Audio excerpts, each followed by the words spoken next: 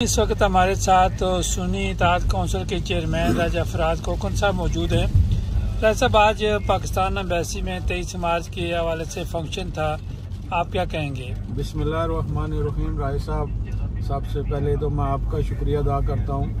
तो सबसे पहली बात तो ये है कि आज 23 मार्च है और ये पाकिस्तानी कौम के लिए वो दिन है कि जिस दिन से पाकिस्तान की बुनियाद रखी गई थी और 1940 में 23 मार्च 1940, और आज एम्बेसी में जिस तरह हर साल 23 मार्च मनाया जाता है, वो आज एक तो रमज़ान था और रमज़ान के बावजूद भरपूर पाकिस्तानियों ने गैदरिंग ने शिरकत की है। और एम्बेसडर साहब ने सबसे पहले तो जनाब हमारी जो फर्स्ट सेक्रेटरी हैं मोहतरमा शमाइला, डॉक्टर शमाइला, उन्होंने जनाब वज़ीर सदर का और वज़ीर आज़म का पैगाम पढ़ के सुनाया।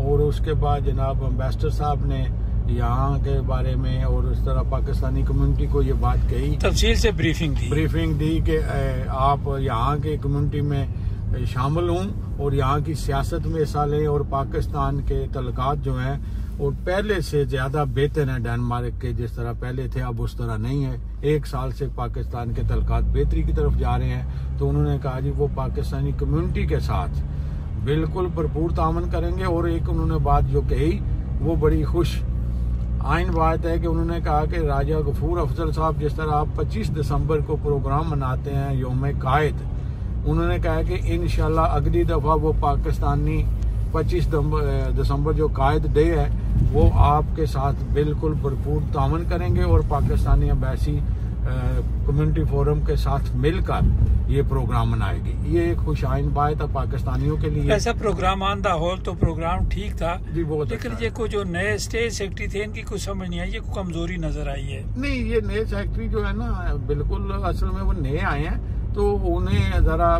पाकिस्तानी अवाम को यहाँ समझने में थोड़ा टाइम लगेगा। तो ये एम्बेसी के अपनी सीट पे आए हैं। तो राजा साहब, आज पाकिस्तान जिंदाबाद और पाक फौज जिंदाबाद के नारे बड़े लगे।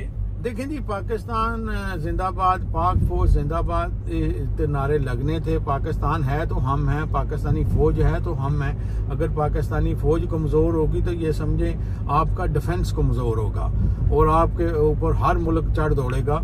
लेकिन यही वजह है कि पाकिस्तान की तरफ आज तक कोई मैली आंख से नहीं देख सकता, इसलिए कि पाकिस्तान की फौज मजबूत है, हमारा दफा मजबूत हाथों में है। तो इसलिए पाकिस्तानी फौज के बारे में अगर कुछ लोग ऐसी बातें करते हैं तो उन्हें अपने गिरबान में झांकना चाहिए, क्योंकि वो दुश्मन के झंडे को मजबूत करेंगे अगर पाकिस्तान फौज के खिलाफ बात करेंगे। ऐसा टाउट है वो लोग। देखिए, टाउट तो वो हैं राज साहब, ऑलरेडी टाउट है।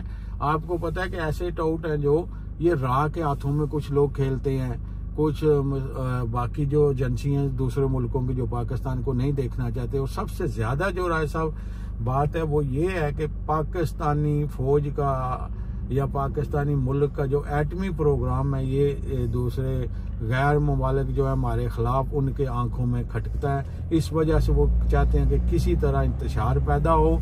तो इसकी कमांड जो है वो वजीर आज़म के बजाय वजीर आज़म के हाथ में आए जो, और वजीर आज़म आपको पता है कि किसी वक्त को कठपुतली वजीर आज़म भी आ सकता है तो वो इस मुल्क का निज़ाम ख़त्म कर सकता है एटमी। लेकिन अल्लाह का शुक्र है कि पाकिस्तान का एटमी निज़ाम जो है महफूज हाथों में है। और इसी वजह से ये एक हमारी ज़मानत है, हिफाजत की ज़मानत है और इस पे हम फौज भी ज़मानत है हमारी, फौज हमारी ज़मानत है। फौज है तो हम है राय साहब, कोई शक नहीं। राय साहब, आपका बहुत शुक्रिया।